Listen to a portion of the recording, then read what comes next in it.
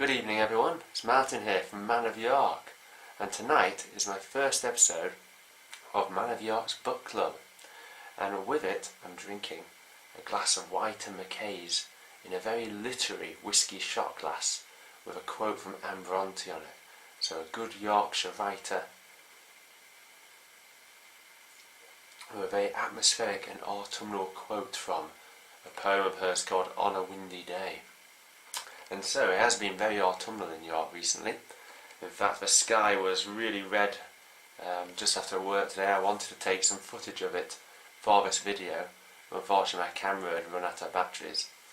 But I do have some footage for you at the end of the day of a very autumnal looking museum gardens at York, which should be cool. So, let's get on to the books.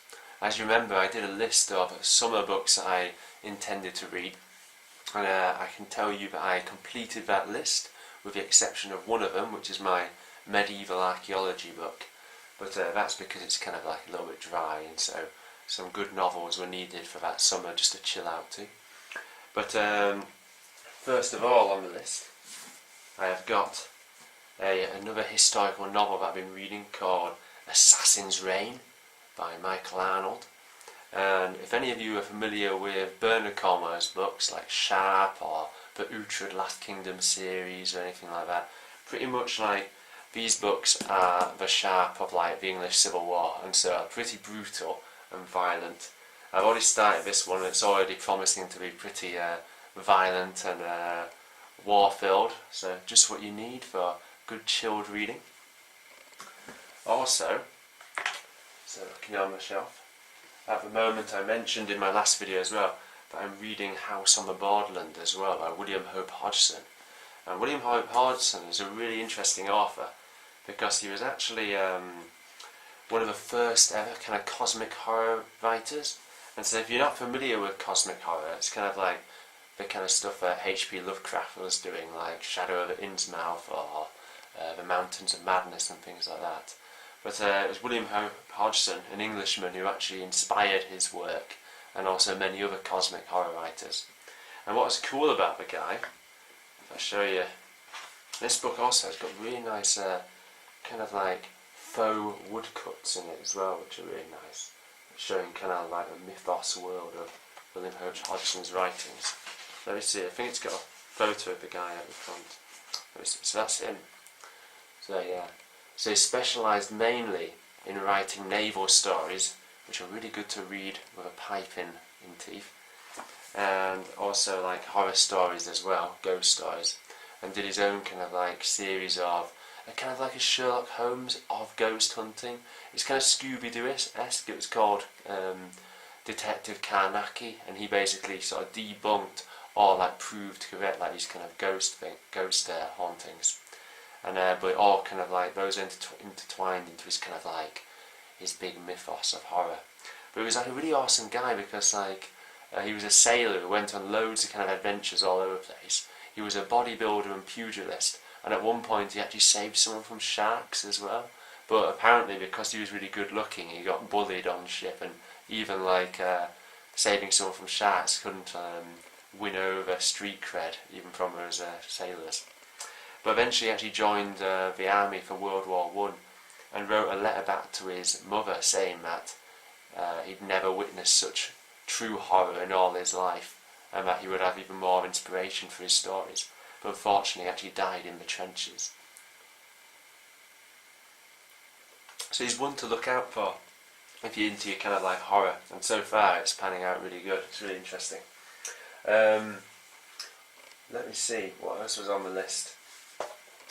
I also need to finish reading the Icelandic sagas, and so I started reading these like last year, and some of them are really grueling to read because they're filled with kind of like family trees pretty much, because they're all about the original settlement of Iceland and all the adventures that the original settlers had, as well as like the kind of the petty and boring feuds that they had with each other.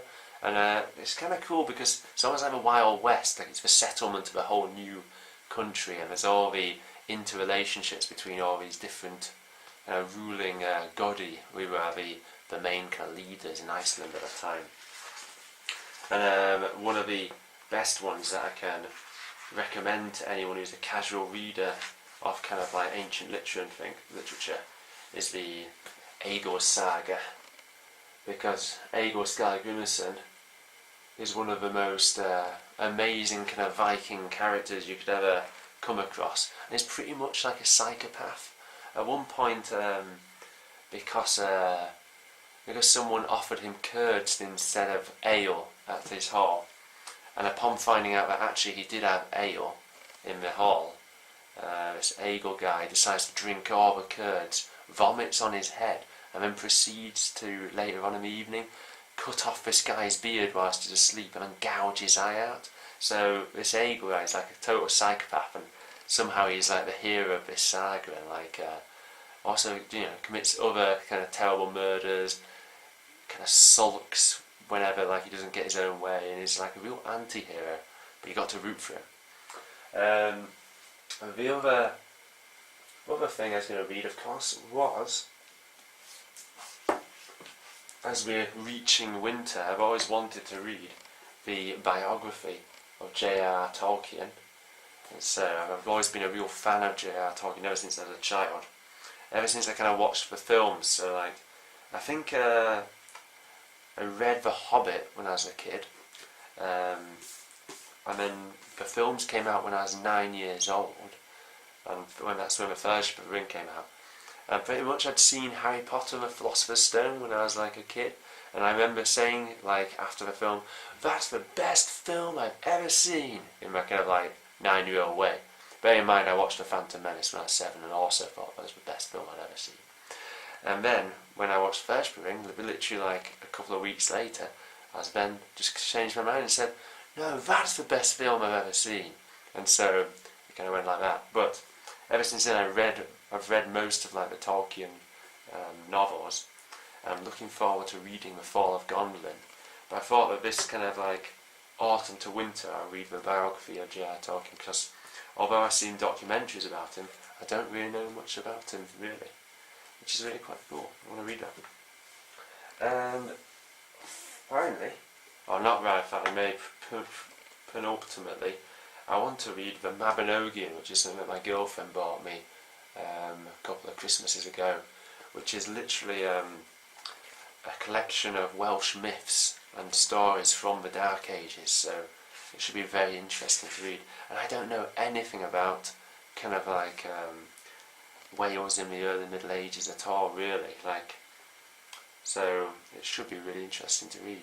And there is, I think, of course, like the Mabinogion has inspired lots of fantasy, like fantasy films and things, but the one that comes to mind is actually The Black Cauldron, and that's a Disney film that I saw as a child, and it's one of the lesser known kind of Disney films. It was actually, I think it made a massive flop, and so Disney quite liked to disown it a little bit, but it's one of the few kind of feature films that has actually featured a really obscure Welsh legend that comes from the Mabinogion, which is really cool.